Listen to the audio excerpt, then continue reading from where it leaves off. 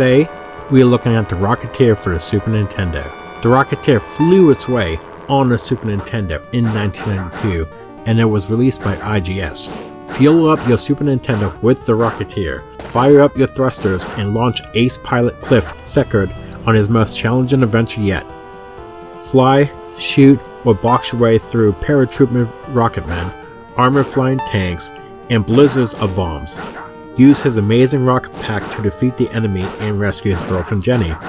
Remember, if you're new to this channel, don't forget to hit the like and subscribe button as it helps us the channel grow. And don't forget to hit the notification button for all future videos. So, how is the Rocketeer today? Here is our review of the Rocketeer for the Super Nintendo.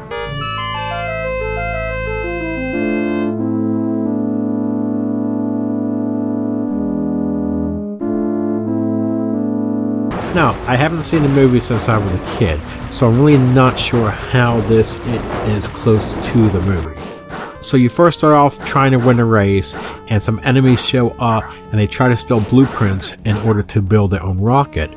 In the meantime, they kidnap your girlfriend Jenny.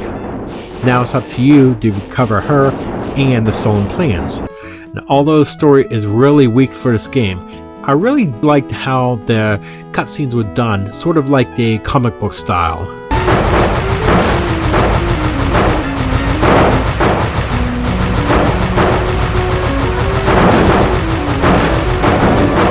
Okay, this is quite simply the game's weakest aspect. To win the race, you must first take to the air in a plane. Navigate the plane for 10 laps is difficult due to the clumsy controls.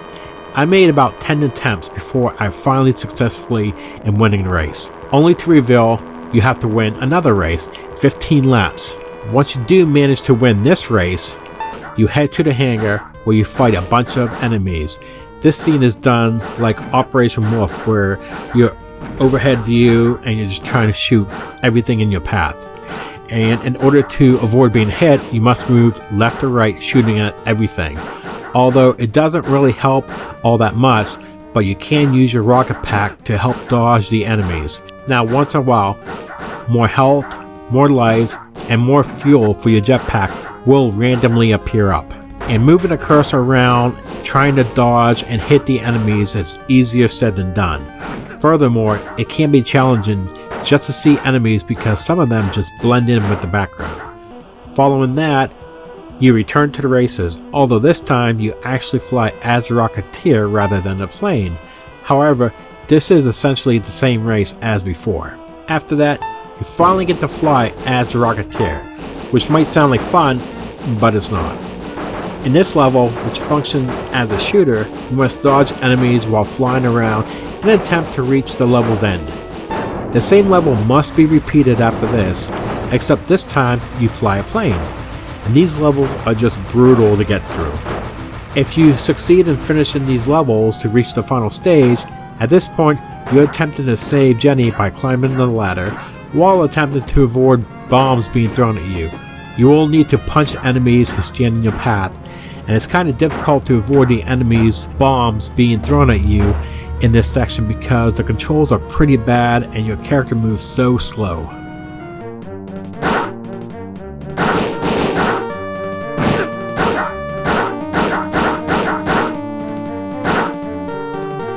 The graphics were probably good for this game back then, but now I would say the graphics are probably mediocre at best.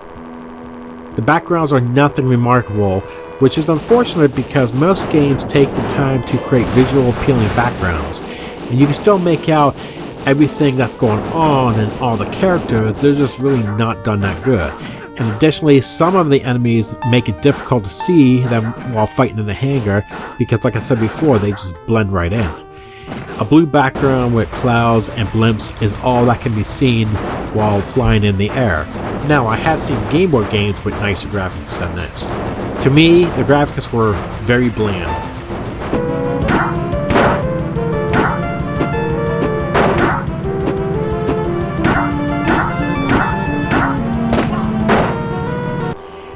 Now, this was not a good soundtrack in my opinion. In this game, not a single song was good or stood out. It's definitely not that memorable.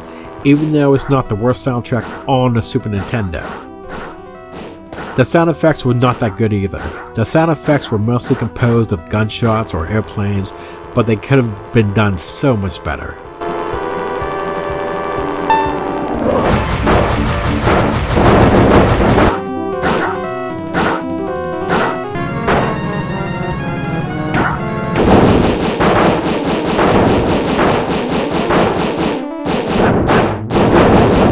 When you thought of the Rocketeer back then, you probably imagined a fantastic flying shooter game where you fly like the Rocketeer.